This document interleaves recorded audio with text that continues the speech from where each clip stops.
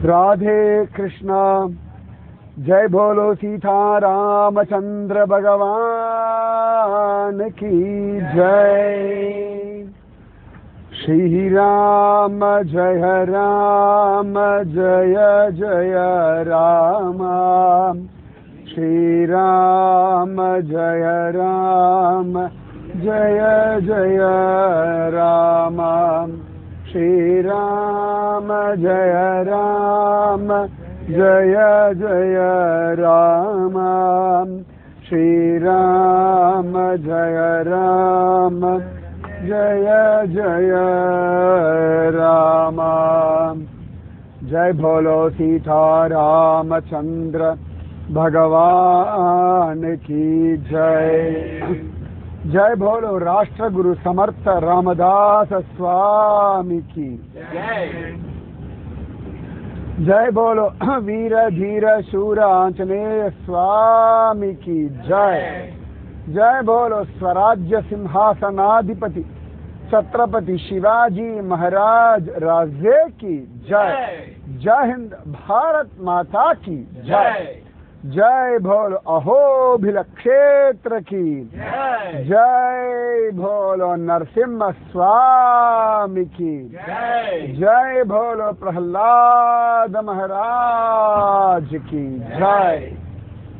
प्रहलादन श्रवणम कीर्तनम विष्णोः स्मरणम पादसेवनम अर्चनम वंदनम दास्यम सख्यम आत्मनिवेदनम அப்படின்னு நவவித பக்திய உலகத்துக்கு ரொம்ப அழகா சொன்ன ஒருத்தன். அந்த பிரகலாதன் வாழ்க்கையில் அவ்வளவு சவால்களை சமாளிக்கிறான். எப்படி பகவான் கிருஷ்ணன் எல்லாத்தையும் சிரிச்சுட்டே ஹேண்டில் பண்ணானோ அந்த மாதிரி ஒருத்தன் பிரகலாதன். நிஜமா ரொம்ப கஷ்டப்பட்ட வாழ்க்கை அப்படின்னா கர்ணன்லாம் கிடையாது. கிருஷ்ணனும் பிரகலாதன் இவா ரெண்டு பேருடைய வாழ்க்கை தான் அவ்வளவு போராட்டங்கள், அவ்வளவு சவால்கள். ஆனா இவா ரெண்டு பேர் மட்டும்தான் அவ்வளவு அழகா சிரிச்சுண்டே அந்த லைஃபை ஹேண்டில் பண்ணவர்கள், ஜெயிச்சவர்கள். என்ன பண்ண முடியும்? போராட்டங்கள் வர்றது ரைட்டு, சவால்கள் வர்றது ரைட்டு, எதிர்பார்த்தது நடக்கல ரைட்டு, எதிர்பார்க்காததெல்லாம் நடக்கிறது ரைட். என்ன பண்ண முடியும்? we have to face. இதை நாம என்ன ஆயிடுச்சு எது ஆயிடுச்சுன்னு வருத்தப்பட்டுட்டே இருக்க வேண்டியதுதான் வாழ்க்கையில. சரி நடக்கிறது, இதுல நான் என்ன பண்ணணும், நான் இது எப்படி ஹேண்டில் பண்ணணும், எல்லாத்துலயுமே அந்த விஷயத்த நாம எப்படி ஹேண்டில் பண்றோம்ன்றது மட்டும்தான் இங்க ரகசியம். இப்ப ஒரு டீ கடையில டீ குடிச்சோம், அவன் டீ போட்டுன்னு தான் இருக்கான். அங்க போய் குடிக்கணுமா வேண்டாமான்னு தீர்மானிக்கிறது நாம தான். எல்லாரும் இறங்கினோம், எல்லாரும் ஒன்றும் டீ குடிக்கலையே. சில பேர் காஃபி குடிச்சோம், சில பேர் பால் குடிச்சோம், சில பேர் ஒன்றும் வேண்டான்னு. அப்ப அந்த சாய்ஸ் இருக்கு, ஒவ்வொருத்தருக்கும் ஒவ்வொரு விதமான சாய்ஸ் இருக்கு. ஸோ வாழ்க்கையில கவலைப்படணுமா வேண்டாமா, சாய்ஸ் உங்ககிட்ட தான் இருக்கு. நொந்து போகணுமா வேண்டாமா, சாய்ஸ் உங்ககிட்ட தான் இருக்கு. சரி, நொந்து போய் என்ன பண்ண போறோம்? நொந்து போனாலும் ஃபேஸ் பண்ணி தான் ஆகணும், கவலைப்பட்டாலும் ஃபேஸ் பண்ணி தான் ஆகணும், பயப்பட்டாலும் ஃபேஸ் பண்ணி தான் ஆகணும். இது ஏன் நடந்தது, நடக்காம இருந்திருக்கலாமே நினைச்சாலும் ஃபேஸ் பண்ணிட்டு தான் ஆகணும். ஸோ ஃபேஸ் பண்றது தான் நம்ம கிட்ட இருக்க ஒரே சாய்ஸ், வேற ஆப்ஷனே கிடையாது. அது எந்த எமோஷன் அப்படின்றதுல மட்டும்தான் வித்தியாசம். அப்ப வாழ்க்கை போராட்டம் சவால்கள் நிறைந்தது தான். இது ஒன்றும் மாற போறது இல்லை. சின்ன கொசுல இருந்து அழகான கிளியிலிருந்து எல்லாத்துக்குமே வாழ்க்கையில சவால்கள்ன்றது நிச்சயமா உண்டு. நம்ம சாதாரணமா சொல்லுவோம், மயிலேன்னா இறகு போடுமான். மயிலுக்கு இறகு போடணும், நம்ம போய் பிடுங்க போறோம். அதுக்கு அந்த இறகுனால பிரயோஜனம் உண்டு, நமக்கு அழகு அவ்வளவுதான். ஆனாலும் நமக்கு வேண்டியதுதான் நடத்திக்கிறோம் இல்லையா? அப்போ வாழ்க்கையில் அந்த மயிலோட அழகே அதுக்கு போராட்டமா தானே இருக்கு, அது அழகா தான் இருக்கு. ஆனா அதோட அழகே அதுக்கு பிரச்சனையா இருக்கு. கிளி பேசுறதுன்றோம், அதனாலேயே அது கூண்டுக்குள்ள கொண்டு அடைச்சி வைக்கிறோம். ஒரு காக்கையை அதை கொண்டு அடைச்சி வைக்கிறோமா? கிடையாது. அப்ப எல்லாத்துக்குமே அதனுடைய லெவல்ல ஒரு போராட்டம் இருக்கத்தான் செய்யறது. குழந்தைகளுக்கு அதோட லெவல்ல ஒரு போராட்டம், யங்ஸ்டர்ஸுக்கு அவா லெவல்ல ஒரு போராட்டம், மிடில் ஏஜ் அவா லெவல்ல ஒரு போராட்டம், வயசானவாளுக்கு அவா லெவல்ல ஒரு போராட்டம், பணக்காரனுக்கு ஒரு வித போராட்டம், ஏழைக்கு பணம் இல்லையேன்னு போராட்டம், அழகா இருக்கிறவாளுக்கு ஒரு போராட்டம், அழகு இல்லாதவாளுக்கு ஒரு போராட்டம். ஸோ இது காமன். உலகத்துல ஒவ்வொரு நிமிஷமும் இது காமன். நம்மளே அகோபிலம் போயிட்டு இருக்கோம். நம்ம ஜாலியாக டைம் இன்னும் எவ்வளோ நேரம் ஆகும், டீ குடிக்கலாமா சாப்பிடலாமான்னு. ஆனால் காத்தாலே அந்த மனுஷன் வண்டி ஓட்டிகிட்டே இருக்கார் நான் ஸ்டாப்பாக. இங்கே பெட்ரோல் போடணும், அதுக்கப்புறம் வண்டி கிடைக்காது, பெட்ரோல் கிடைக்காது, நைட்டு ஆயாச்சு 8 மணி ஆக போகிறது. ஆனால் அவர் எதுக்கு வண்டி ஓட்டுற ஹாபியா பேஷனா? அவருக்கு தெரிஞ்ச தொழில், அவர் குடும்பத்தை காப்பாற்றுறதுக்கு அவரால் முடிஞ்ச இது இந்த காரியம் தான். அவர் அதை பண்ணிட்டு இருக்கார். அப்போ அவருக்கு அதை போராட்டம் இல்லையா? இருக்கத்தானே செய்யறது. ஒவ்வொருத்தருக்கும் வாழ்க்கையில் ஒவ்வொரு விதமான சவால்கள் என்றைக்குமே உண்டு. அந்த சவால்களை தாண்டித்தான் எல்லாரும் வாழ்ந்து ஆகணும். இந்த சவால்களை அக்செப்ட் பண்ணிக்கோங்க, சேலஞ்சை ஃபேஸ் பண்ணுங்க. அது கிருஷ்ணன், பிரகலாதன், சமர்த்த ராமதாசர். ஏன்னா இவர்கள் வாழ்ந்த ஒவ்வொரு காலகட்டமும் பார்த்தோம்னா சவால்கள் நிறைந்த ஒரு காலகட்டம் தான். சமர்த்த ராமதாசர் காலகட்டம் முகம்மதியர்களோட போராட வேண்டிய ஒரு காலகட்டம். ஆனால் அதுலேயும் அவர் ஜாலியா அந்த போராட்டத்தை எடுத்துட்டு தான் போனார். அந்த பலம் தான் சத்ரபதி சிவாஜியை இந்து சாம்ராஜ்யத்தை ஸ்தாபிதம் பண்றதுக்கு உத்வேகமாக இருந்தது. உத்வேகம் இதான் அவசியம்.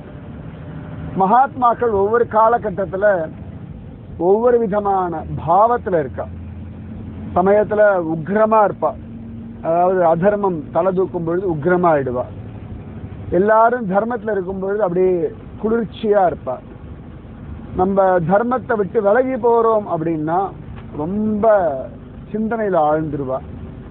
சில சந்தர்ப்பங்கள்ல இந்த உலகத்து மேல ஒரு அக்கறையோ ஒரு பற்றுதலோ எதுவுமே இல்லாமல் அவா பாட்டுக்கு பைத்திய மாதிரி போயிட்டு இருப்பா. சதாசிவ பிரம்மேந்திராள், சுக்கபிரம்ம மகரிஷி, இந்த மாதிரி நிறைய பேர், சேஷாத்ரி சுவாமிகள், இவெல்லாம் பித்தர்களாவே அலைஞ்சிட்டு இருந்த காலகட்டங்கள்லாம் உண்டு. ரமண மகரிஷிலாம் பித்தன் மாதிரி தான் உட்கார்ந்துட்டு இருந்தார். ஒவ்வொரு காலகட்டத்தில் ஒவ்வொரு விதமான பாவம் உண்டு. மகாத்மாக்கள் பல பேர் ஒவ்வொரு காலகட்டத்தில் ஒவ்வொரு விதமான பாவத்தில் இருந்திருக்கா அப்படின்னு காண கிடைக்கிறது. சில சந்தர்ப்பங்கள்ல சமர்த்த ராமதாசர் அப்படியே பைத்திய மாதிரி அலைஞ்சிட்டு இருப்பார். கிருஷ்ணா நதிக்கரை ஓரத்துல உலக நினைவே இருக்காது. அவர் பாட்டுக்கு அப்படி போயிட்டே இருப்பார், அவ்வளவுதான். கூட ஃபிஷ்ஷாலாம் இருப்பா. சமயத்துல யாரும் இருக்க மாட்டா. பித்தன் மாதிரி போயிட்டே இருப்பார். சில சந்தர்ப்பங்கள்ல எப்ப சாப்பிடுறார், எங்க சாப்பிடுறார், என்ன சாப்பிடுறாருன்னு கூட அவருக்கு தெரியாது. நிஜமாவே அது ஒரு அழகான ஒரு பாவம். அதை புரிஞ்சுக்கணும்னா நம்ம அந்த பாவத்துல போனாதான் புரியும். அப்ப கூட ஓரளவுக்கு அதை ரியலைஸ் பண்ண முடியும், அனுபவிக்க முடியும். அப்படி எக்ஸ்பிளைன் பண்ணவே முடியாது. ராமகிருஷ்ண பரமஹம்சர்லாம் அந்த ஒரு மகோன்னதமான ஒரு எக்ஸ்டசின்னு சொல்லுவோம் இல்லையா, அந்த தெய்வீக பரவச நிலை, இவ்வளவுதான் வர்ணிக்க முடியாது. தெய்வீக, நம்ம தூங்குற மாதிரி 50 மடங்கு 100 மடங்கு அதை விட ஜாஸ்தியா சொல்லணும். ஓரளவு சொல்றேன், ஏன்னா தூக்கம் எல்லாத்தையும் மறந்துருக்கோம் இல்லையா. அந்த மாதிரி முழிச்சுட்டு இருக்கும் பொழுது அந்த தெய்வீக பரவச நிலையில இருப்பார்கள். ஒரு தடவை சமர்த்த ராமதாசர் அந்த மாதிரி தெய்வீக பரவச நிலையில அப்படி ஒரு கிருஷ்ணா நதி தீரத்துல அலைஞ்சுட்டு இருக்கார். அலைஞ்சுட்டே இருக்கார், இப்படி போறார். அப்ப அங்க ஒருத்தன் பார்த்தான். இவரை பைத்தியக்காரன் நினைச்சுட்டான். அவர் பைத்திய மாதிரி தான் இருந்தார். அப்ப அவன் பார்த்தான், இவர் என்னதான் பண்றார் பார்க்கலாம்னு பார்த்தான். அப்ப சமர்த்த ராமதாசர் அங்க யார் வீட்லயோ ஃபங்க்ஷன், ஏதோ கல்யாணமோ என்னமோ. அந்த கல்யாணம் முடிஞ்ச பிறகு சாப்பிட்ட பிறகு அவ எச்சலையை தூக்கி ரோட்ல போட்டிருக்கா. சமர்த்த ராமதாசர் அந்த பக்கமா போறார்.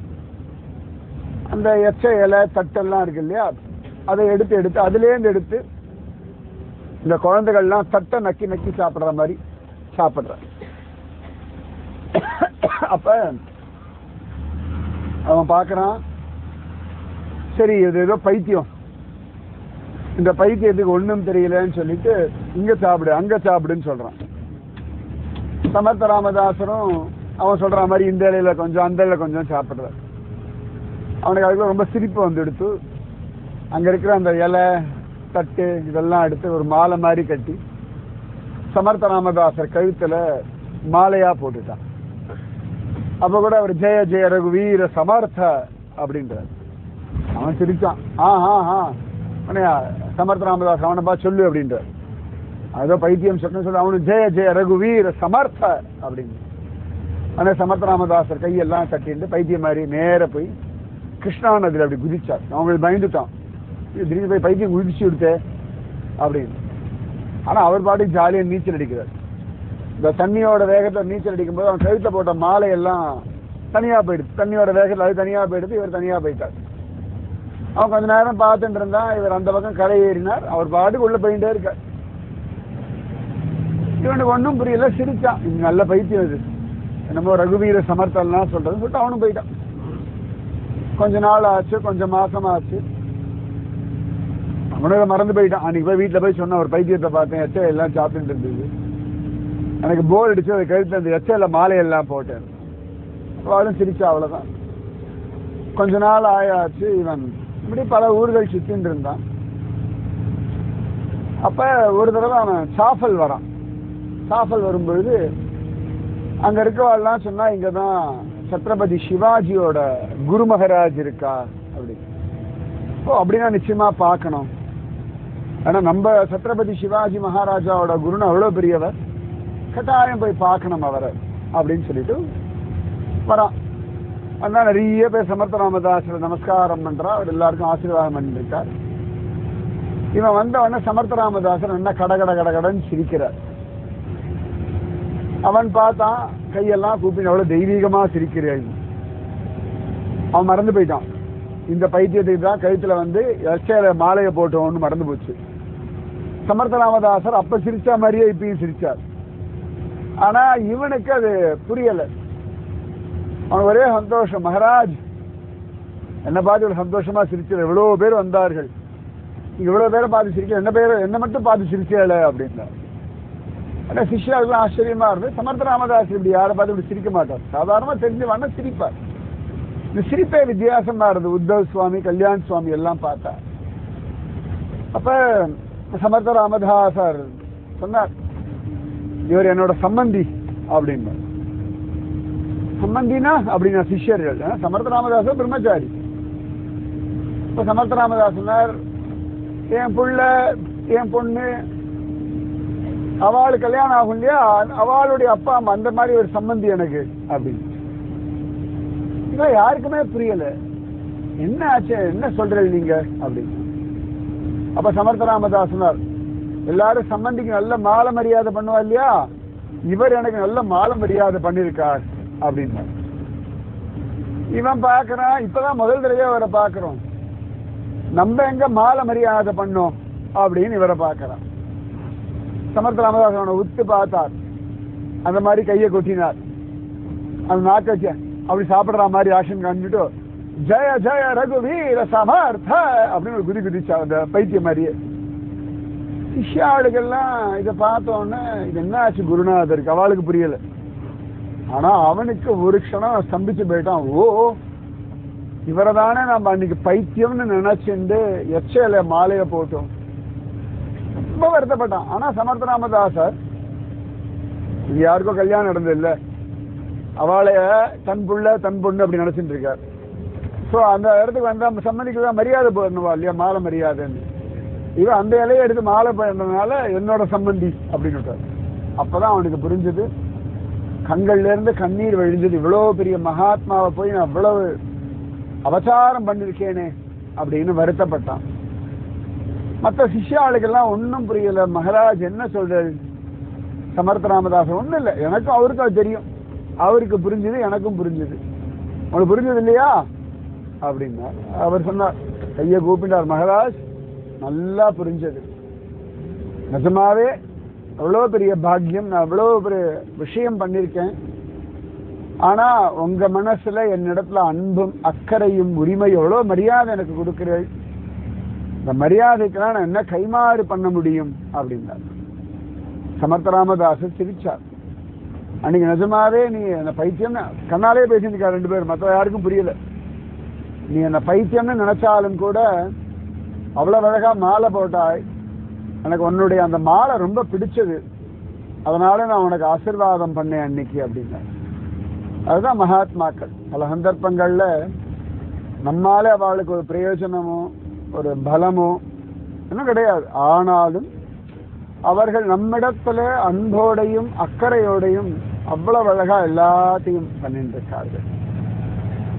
அவர் சமர்த்த ராமதாசர் காலில் விழுந்தார், கதை எழுதார், சமர்த்த ராமதாசர் ஆசீர்வாதம் பண்ணார். அதற்கு ஒண்ணுமே இல்லப்பா, நிறைய ஸ்ரீராம ஜெயராம ஜெய ஜெயராமன் ஜபி.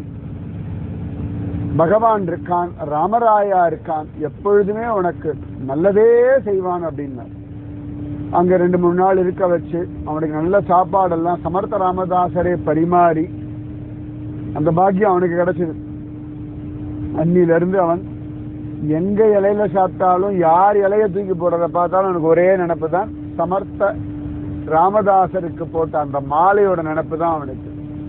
அதாவது அந்த எச்சலையை வச்சிருந்து கூட அவனுக்கு ஒரு அனுகிரகத்தை சமர்த்த ராமதாசர் பண்ணிட்டார். அதாவது மகாத்மாக்களை நினைவு வச்சுக்கிறதுக்கு பல 1000 கோடி விஷயங்கள் இருக்கு. யோசனை பண்ணி பாருங்களேன், இந்த மாதிரி ஒருத்தன் பண்ணியிருந்தான்னா, சமர்த்த ராமதாச ஸ்டேட்ல நம்ம இருந்தோம்னா, அன்னைக்கு என்ன அநியாயம் நீ பண்ணாய், இரு உன்னை சத்ரபதி சிவாஜி கிட்ட சொல்லி மாட்டி விடுறேன் அப்படின்னு தானே தோணும். சமர்த்த ராமதாசருக்கு அதெல்லாம் தோணலை. தேயரே எனக்கு யாவரும் யானும் ஓர் தேயனே எவர்க்கும் இது பேசியன், ஆயனே அரங்கா என்றழைக்கின்றேன் பேயனாய் விழுந்தேன் எம்பிரானுக்கேன்னு குலசேகர ஆழ்வார் சொல்றார். உலகத்தை பொறுத்த வரைக்கும் நான் பைத்தியக்காரன், என்னை பொறுத்த வரைக்கும் உலகம் பைத்தியம், ஆக மொத்தத்தை எல்லாம் பைத்தியக்கார உலகம் அப்படின்னு குலசேகர ஆழ்வார் சொல்லிட்டு, நான் ரங்கா ரங்கா ரங்கான்னு ரங்க பைத்தியமாவே அலைவேன் அப்படின்னு. சரியா அகோபிலத்துல பிரகல்லாதன் பைத்திய மாதிரி நாராயண நாமத்தை ஜபிச்சுண்டு அழுதுண்டு, பாகவத் அப்படிதான் இருக்கு. சில நேரம் சிரிப்பான், சில நேரம் அழுவான், சில நேரம் எல்லார்கிட்டையும் பேசுவான், சில நேரம் ஒண்ணுமே பேச மாட்டான், சில நேரம் கண்ணு மூடின்னு இருப்பான், சில நேரம் அவன் பாட்டுக்கு நாட்டியம் ஆடின்னு இருப்பான். எல்லாரும் குழந்தை ஏதோ விளையாட்டுத்தனமா ஏதோ பண்றான் அப்படின்னு நினைச்சார்கள். ஆனா அந்த பக்தி பரவச நிலையில அவன் இருந்தான் அப்படின்றது பாகவதம் சொல்றது. அப்ப அந்த பாவம், அந்த மாதிரி நம்மள மறந்து அந்த பக்தி பண்ணக்கூடிய, நாமஜபம் பண்ணக்கூடிய அந்த பாவம் நமக்கு பிரகல்லாதனும் சமர்த்த ராமதாசரும் அனுகிரகம் பண்ணட்டும். ஏன்னா இந்த அஹோபில கஷேத்திரம் ஆச்சு, நம்ம அந்த டெரிட்டரிக்குள்ள வந்தாச்சு. அஹோபில கஷேத்திரத்துக்குள்ள சிங்கவேல் குன்றம் நரசிம்ம சுவாமியினுடைய அனுகிரகம் பூரணமா எல்லாருக்கும் கிடைக்கட்டும். நம்ம நேரம் வந்திருக்கோம், நிறைய பேர் இதை கேட்டு இருக்கிறவர்களுக்கும் அதே நரசிம்ம அனுகிரகம் கிடைக்கட்டும். இன்றைய ராத்திரி சிங்கத்தோட குகையில சிங்கத்தோட தங்க போறோம். எவ்வளவு பெரிய பாக்கியம்! எந்த நரம் கலந்த சிங்கமாய் அப்படின்னு ஆண்டாள் சொல்லுவா, மாரிமலை முழஞ்சில் மண்ணு கிடந்துறங்கும் சீரிய சிங்கம். ஸோ நாம இன்னைக்கு நைட்டு தூங்க போறது சிங்கத்தோட குகையில, காத்தால எழுந்துக்க போறதும் சிங்கத்தோட குகையில, நாளைக்கு அனுபவிக்க போகிறதும் நவ நரசிம்மர்களை. அதுல நமக்கு சமர்த்த ராமதாசர்ன்ற ஒரு ராஷ்டிர சிங்கம், நிஜமாவே மகாராஷ்டிர சிங்கம், அவருடைய வைபவம். ஏன்னா இந்த பக்கம் எல்லாம் சமர்த்த ராமதாசர் அலைஞ்சிருக்கார் அப்படின்னு அவருடைய சரித்திரத்துல காண கிடைக்கிறது. ஏன்னா இந்த மாதிரி காடுலாம் அவருக்கு ரொம்ப பிடிக்கும். காடு மலைகள்லாம் அவர் பாட்டுக்கு இப்படி கால் போன போக்கில் போவார், எல்லா இடத்துலையும் பகவத் அனுபவத்தை அனுபவிப்பார். அதனால அந்த சிங்கம் நமக்கும் இந்த பிரகல்லாதன் போல சமர்த்த ராமதாசர் போல ஒரு பக்தியையும் ஸ்ரத்தையும் நம்பிக்கையும் வினயத்தையும் விடாத நாமஜபத்தையும் மனோபலத்தையும் தைரியத்தையும் பரிபூர்ணமா கொடுக்கட்டும். ராதே கிருஷ்ணா. ஸ்ரீராம ஜய ராம ஜய ஜய ராம, ஸ்ரீராம ஜய ராம ஜய ஜய ராம. जय बोलो सीता रामचंद्र भगवान की जय. जय बोलो राष्ट्र गुरु समर्थ रामदास स्वामी की जय. जय बोलो स्वराज्य सिंहासनाधिपति छत्रपति शिवाजी महाराज राजे की जय. जय हिंद, भारत माता की जय. जय बोलो प्रहलाद महाराज की जय. जय बोलो अहोबिल क्षेत्र की जय. बोलो नरसिम्ह स्वामी की जय. बोलो वीर धीर शूर ஆஞ்சநேய சுவாமிக்கு ஜெய். அதுவும் இந்த அஹோபில க்ஷேத்திரம் பகவான் ராமனும் வந்து நரசிம்மனை ஆராதனம் பண்ணியிருக்கான் அப்படின்னு காண கிடைக்கிறது. ராமனே ஆராதனம் பண்ண நரசிம்ம சுவாமியை தான் நம்ம எல்லாம் தரிசனம் பண்ண போறோம். இங்க வந்து காரஞ்ச நரசிம்மர்னு சொல்லிட்டு நரசிம்மர் கையில வில்லும் அம்புமோடையும் ஆஞ்சநேயருக்காகவே நரசிம்மன் ராவனுடைய ஆயுதங்களை தரிச்சுட்டு காட்சி கொடுத்தார் அப்படின்னு காண கிடைக்கிறது. அதனால இந்த ராமனாகிய நரசிம்மன் நம்ம எல்லாருக்கும் பரிபூர்ண அனுகிரகம் பண்ணட்டும். ராதே கிருஷ்ணா.